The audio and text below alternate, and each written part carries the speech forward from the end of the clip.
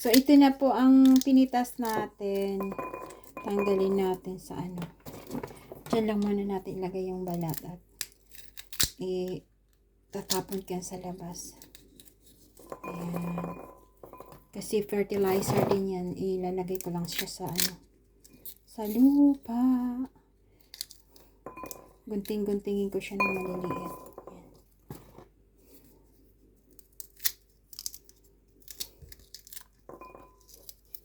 Hindi ako nag-expect guys na mamumunga to kasi hindi naman talaga ako magtanim. So, kahit na late na ako nagtanim nito, namunga pa rin siya. Oops. Masarap kaya siya. Masarap siya. Inaano lang. Nilalagyan lang ng mainit na tubig. Na kumukulo. Sarap siya pag kumakain ka ng meat. Or sarap siya pag stir fry. Stir fry ng kanin. Nahaluan nito at saka sweet corn. Kaya ko po nilinisan. Kaya ko po nilinisan yung doon sa pinakalikod talaga. Dahil hopefully next year makapagtanim ako ng maraming mag-aaral akong tumatanda na kasi ako. Kaya wala naman akong alam ito lang naman ang alam ko mag-garden. So, malay natin. Magtatanim ako ng mga doon, mga bulaklak at saka mga prutas, mga gulay. Tignan natin kung hindi kainin ng mga ibon at saka squirrel. So, ano lang to? Ano ba yun yung kasabihan?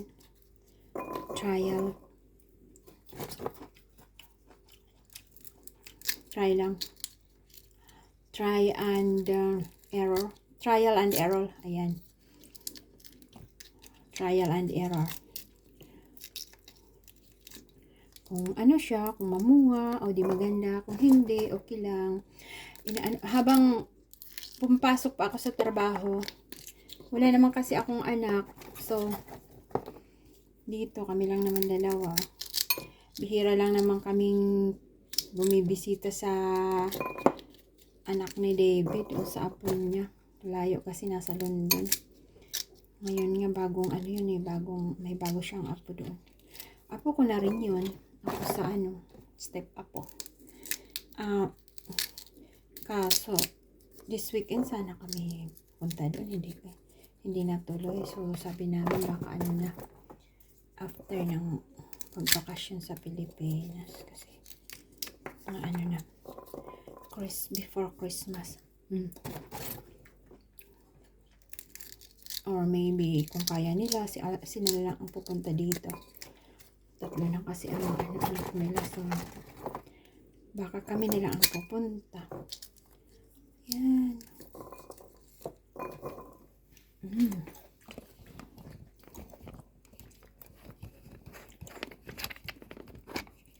Lagyan niya natin ng ilaw ang ginagawa ko yan. So, ayan. May ilaw na. So, at least nakikita niyo. Madami ang balat pero ang laman konti lang. Isang kainan, dalawang kainan na rin namin to.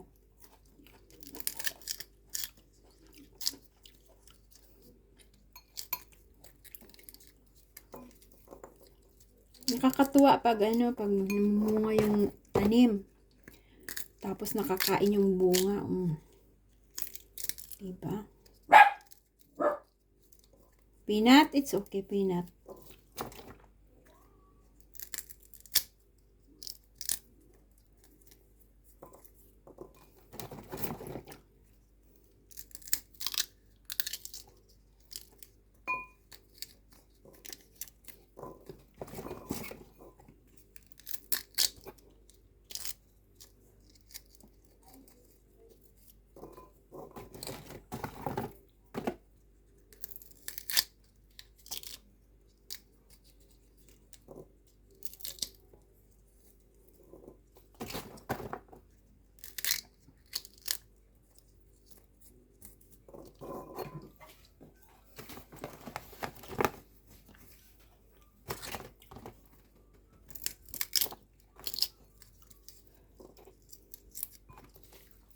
My homegrown,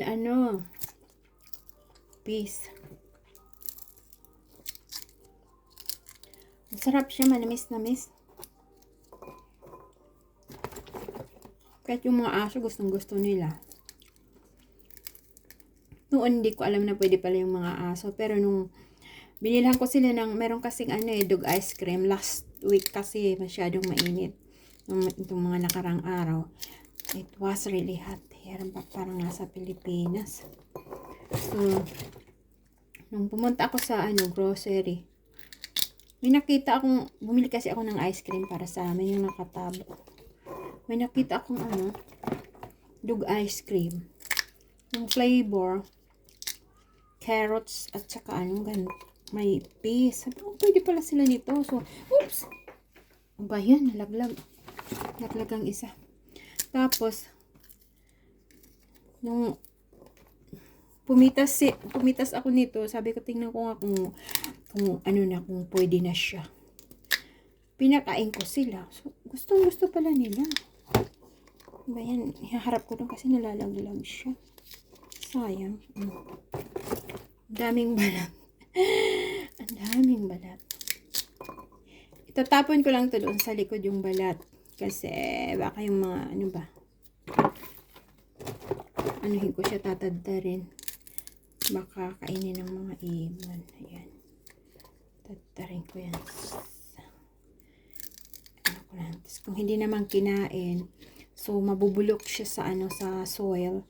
Tapos magiging siya, magiging magiging fertilizer or mga pagkain ng ng uod. Hindi uod na yung worm, uod. Uod pala yung nasa hindi yung worm. Uod din yun, diba? Wate. Yung samurai wate.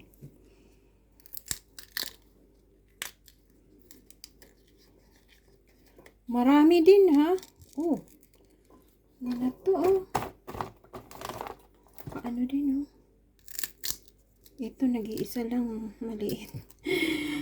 Hindi siya. Hindi nakatubo. Pisot. Ano ba yan? Pisot. Ito, may maliliit yung niya. Buto. Sakit talaga ng likod ko sa kaka-garden. Ang hirap pag tumatanda na. Kaya nga, pinipilit kong mag-exercise. Kahit na sa pilitan na lang mag-exercise every morning. Sakit na sa likod, yung mga buto-buto natin. Hindi kasi ako nagba-vitamins, lang. Kumakain lang tayo ng gulay, isda dito, hindi fresh. So, yung yung frozen, malayo kasi sa malayo sa kadagatan. Mga sobra 1 oras ang ang dami, dami, guys, lagay ko lang to, and then later on, yung kakainin kasi namin ngayong gabi ay leftover kagabi. Medyo marami yung ni David niluto. So, yan ang advantage. I don't know. Sa amin, advantage yan. Pag sa dalawa lang kami. Sa pag niluluto ngayon, meron pambukas. So, hindi magastos sa sa gas. Parang umulan. Ang oras na. Mag-alas 7 na pala ng gabi. Gosh. Madilim na.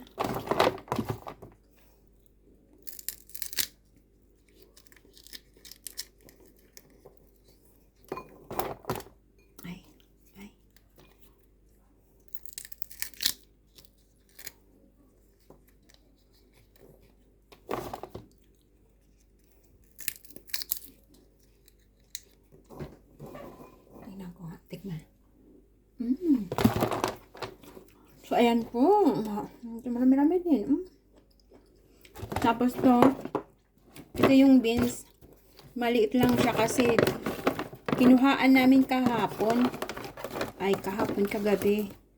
So, ito, lulutuin. Lulutuin din. Lulutuin ko rin to. I-steam lang naman siya. I-steam lang para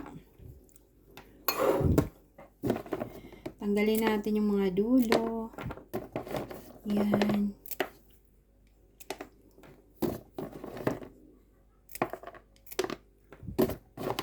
So, kasi na to sa amin dalawa ni David.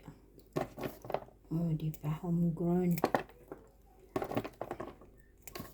Tinanggal ko na kahit maliit dahil kinakain na siya ng ano. Ewan ko kung anong kumakain. Na ano na nadudunot. Nibes Tagalog.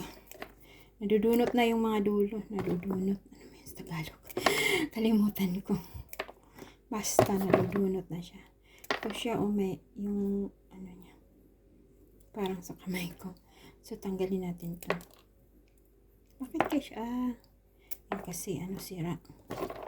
Katulad dito ba na ano na, ayan, nasisira na yung ano, sinabi ko.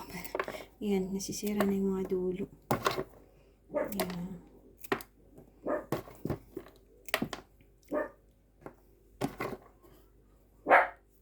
Peanut. Ito masyadong maliit.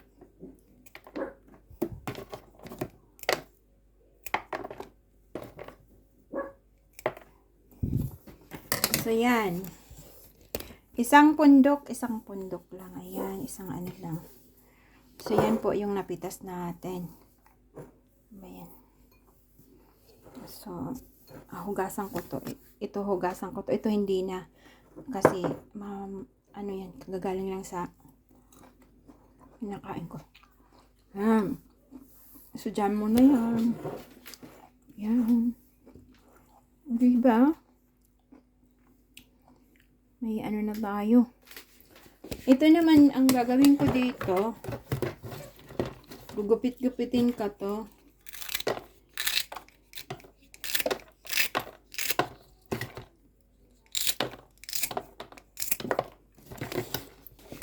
Ay, nalaglag ang aking camera.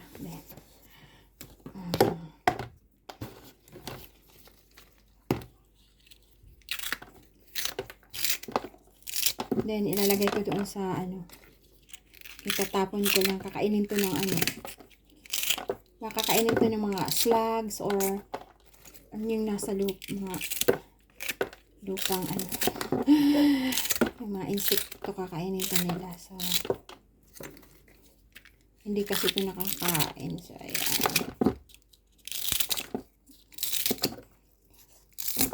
Kainin nyo ng mga ano.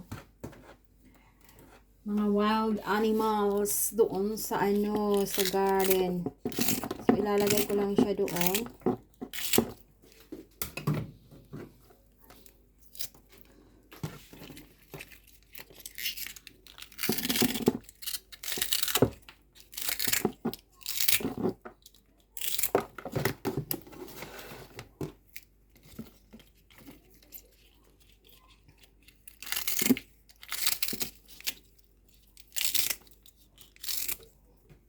Tagal ni David, naglalaro daw siya ng ano, snooker.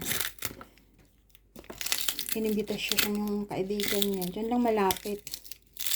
Naglakad nga lang yun. Ang mahirap doon kasi habang naglalaro, iinom yun ng beer. Ang mamaya, malasig. Hindi na maka...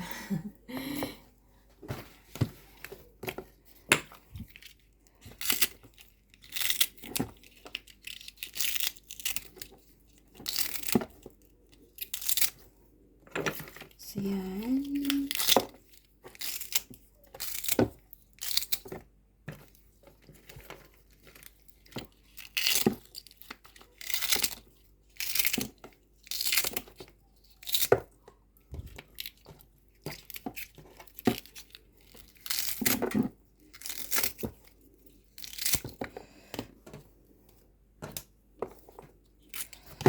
So, i-recycle natin to.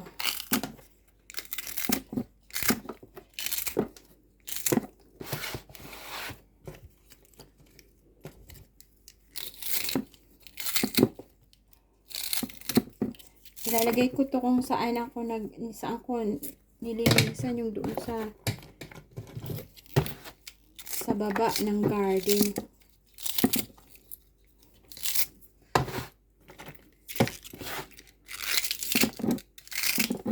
Sabi ng asawa ko, ang super tiyaga ko daw. Ang haba daw ng pasensya ko sa paglilinis ng garden. Ewan ko, pag sinisipag kasi ako, ayaw ko yung yung iniiwan ang ginagawa ko na hindi tapos. Lalo na pag sobrang nangalahati na ang linis na kasi yun. So, pag hindi ko yung tinuloy, sayang yung aking effort. Pagod. Ayan. So, yan. So, bali ngayon, i-maintain ko na lang yon ang paglilinis. Ayan. So, dyan muna yung So, ayan po yung ating So, ito yung peas, and then ito yung beans, and then ito yung mga balat. So, ito i-recycle natin, ilalagay natin doon sa labas. Okay, so dito ko na lang muna tapusin tong pag-video dito sa beans at saka peas. So, yan. Maraming salamat po sa panonood. Kahit konti lang nanonood, maraming salamat din po sa inyong lahat. Okay, bye-bye. Bye-bye muna. Bye.